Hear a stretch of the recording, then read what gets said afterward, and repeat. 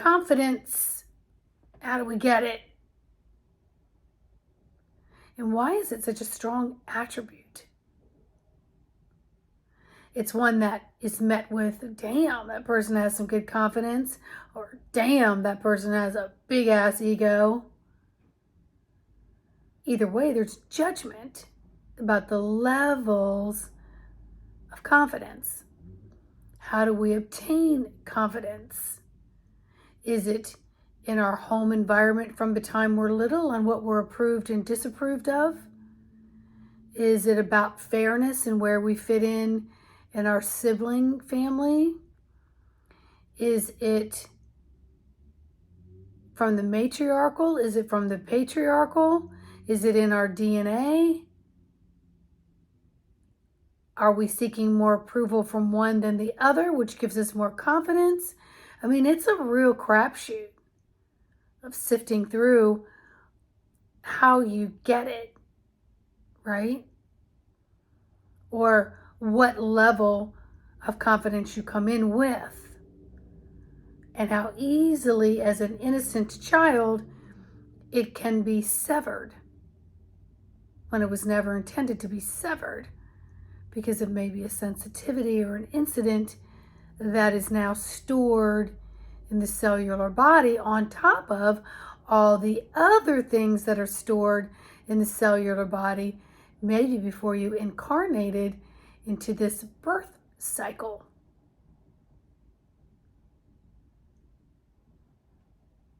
I had 5 siblings in 5 years. I was number 2. And my dad, I didn't know then until much later in my life that my dad had what I would call severe anxiety, because on the scale of introverts, he was very, very introverted. And it was uncomfortable for him to be outside of that. He didn't like it. So he could go to work during the day and then come home and be a little bit abusive at home, because he could take it out on people at home because we weren't going to go anywhere. And one of the things that my dad would say is, don't think you're all that. And I know that I would hear that coming on the heels of like being proud of something, or, maybe getting invitation to something, or maybe feeling like you're popular or you're liked by something or someone. Maybe it's a project or a class play or something. But what he was really trying to say is, don't get all cocky. Things change. But what he said was, don't think you're all that. Now, for me, it didn't register. It wasn't on a vibrational frequency that registered for me. Although I distinctly remember exactly where I was in the kitchen when my dad said it towards me. And that's how I can look back and look at where it didn't register. I remember looking back at him, and in my mind's eye, I'm thinking, what is that? What does that mean? I don't get it. Sorry. Bye. Whereas a few other siblings would get their feelings hurt, and they began to be even more shy, more introverted, more fearful of things, and then looking for approvals that would help build their confidence based on deeds. Based on deeds versus based on an inner self-confidence that you have. Confidence is gained through experiences, through repetition, through practice, through honing in. And when you practice and you've gone over all the mistakes and the loopholes, you can come out of it feeling like, I got this, right? So why do I talk about this today? Because recently I was taking a position to be health support caretaker for some independent living people. I don't like to classify them as elderly because I'm right up there. So anyway, it said, what do you think your superpower is? And it took me back for a moment because I thought, wow, I actually have a lot of superpowers. How do I choose just one? And in that moment, I also said, how did you get to be all that? How did you get to have so many superpowers and be so confident about it? Well, because at some points in time in my life, I didn't rely on other people's opinions or their perceptions to be mine. And so family, even in my 20s, I couldn't get away from them. I would just avoid having a lot of interaction where you had to go through approval, disapproval, even if it was a look. But remember, I read energy, so I could feel it. And those feelings translated into lots of words. So I figured, well, I'm not going to be able to please all of them, so why am I going to stress myself out and be around them all the time?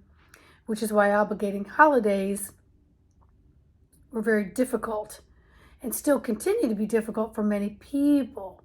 But I've done a lot of work on myself. I stepped away from the family fold and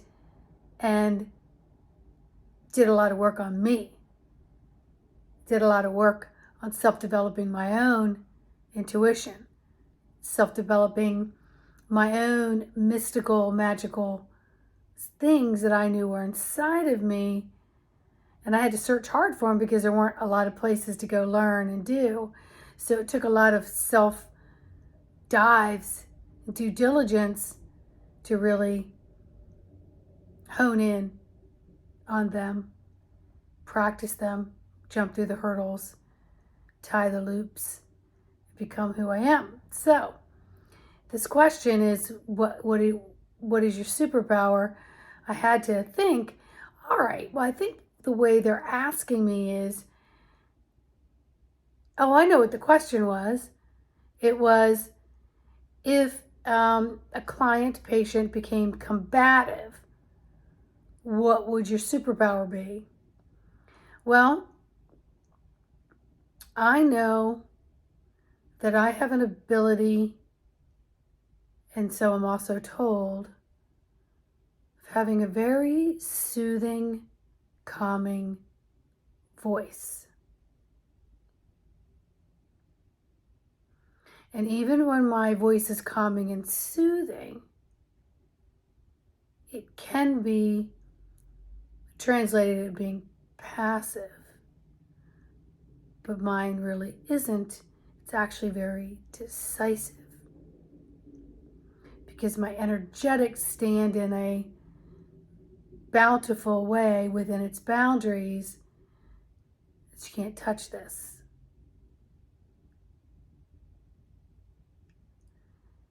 So I had to think of what superpower I was going to put down. I've also been told that my smile, that I can smile, and it just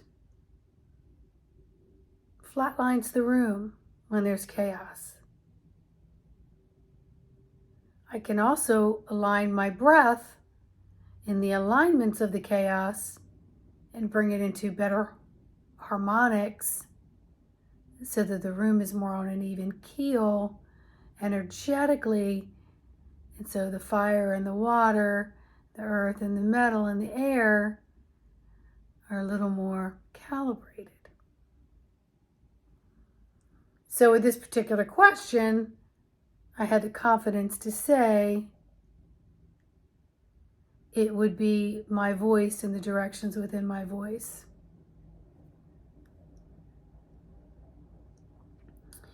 Now, confidence is a superpower. Don't anyone ever tell you that it isn't. Because if someone ever said to me, ever again as an adult, don't think you're all that, and I'd say, oh, I think I'm all that, and I think I'm a hell of a lot more, and I'm okay with all of that, because I am that what is that I am in the isness of the all.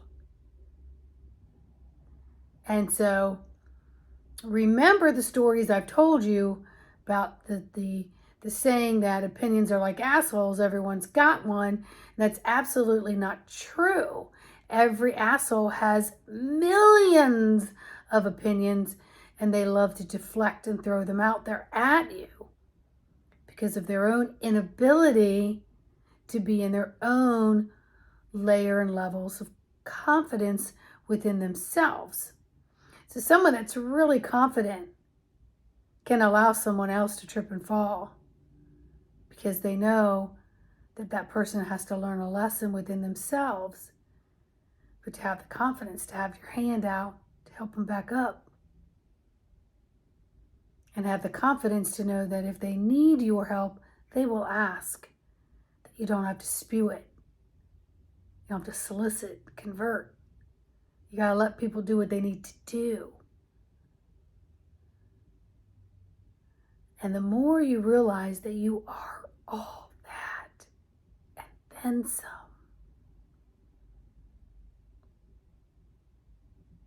and you really begin to hone it in and feel it, you don't have to wait for abuse to end and your ability to just kind of like, that's the last camel straw on my back, I'm done. You can avoid a lot of that just by working with your own boundaries through your own confidence within yourself. And that's okay.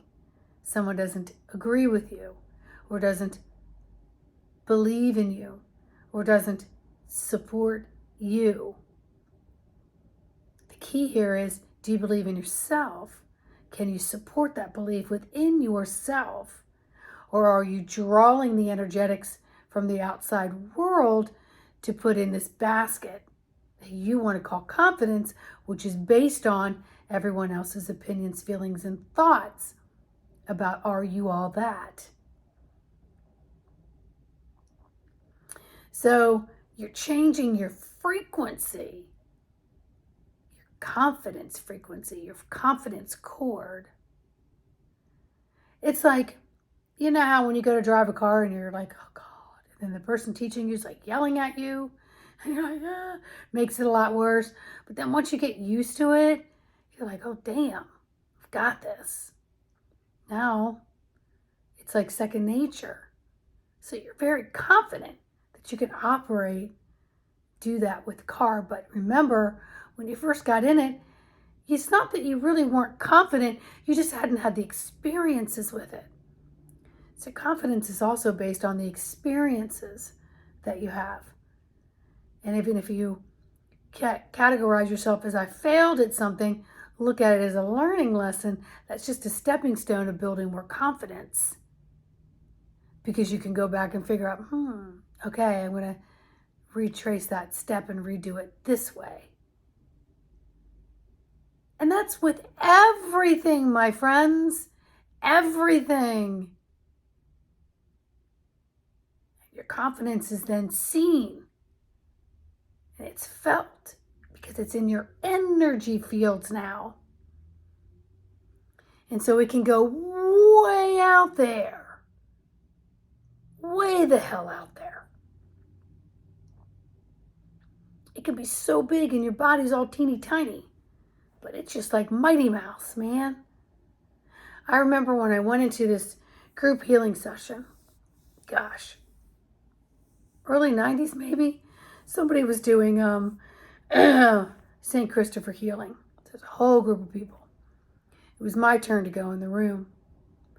And the healer literally was trying to fan the energy in. She had to leave the room, go out into the living room where everybody was, and flap in the energy and come down the hall with like her bird wings, and then shove it into this room where I was waiting for her, not knowing what the hell she was doing. She says, your energy's so big. We gotta bring it in here. And I remember thinking to myself, wow, you could have just really stung somebody who didn't have confidence. could have really bitten somebody who didn't have confidence. Could have deflated their confidence tire. And instead, I just sat there, let her do what she needed to do, which was a good healing. But I'll never forget that, because even after I left there, I started thinking she had more experience than I did, and therefore I needed to contain my energy, so maybe I needed to bring it in closer. So it was a real learning lessons, learning how to bob and weave with this energetic fabrics, each string of fabric, each string of frequency.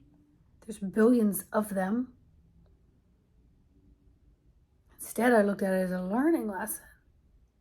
But then I had a couple people out in that waiting room, living room, say to me, what happened? Why was she out here trying to gather all your energy? And I remember not knowing the answer. I just went, because I almost looked at it as theatrics, which is kind of what Spirit was saying to me. It's like theatrics. And that's what a lot of healers and many of us who are in positions to help build the confidence and empower and show you your powers and your superpowers so you can walk around equal, if not better, than I ever started. Because that's my goal, friends. I am very careful in choosing my words and my actions, that I do not poke at the spirit. And when I know, like when I work with children, I'm very conscientious about being as equal and loving and fair to all of them. Because anything that I say, do, or sense, they say, do, and sense. And it could make them or put a dent in them. And that's what I talk about when I talk about energetics doing harm with others. So let's round this back to how I started, confidence. I don't really know exactly where and how or why certain siblings have confidence and certain ones don't. I can look at my parents' experience. I can understand why, some of their things. But we all have an opportunity to stop, drop, sit, and to connect with our inner chords and to strengthen, to fortify, and to create a new foundation for all of those frequencies. And not allow someone's comments, approval or disapproval, to affect anything within your knowingness of the who of you in the universe. And I think that's the first step of starting some confidence. Let me know if I can help you on this journey. In the meantime, please like, subscribe, share. By all means, leave me a comment. Much love.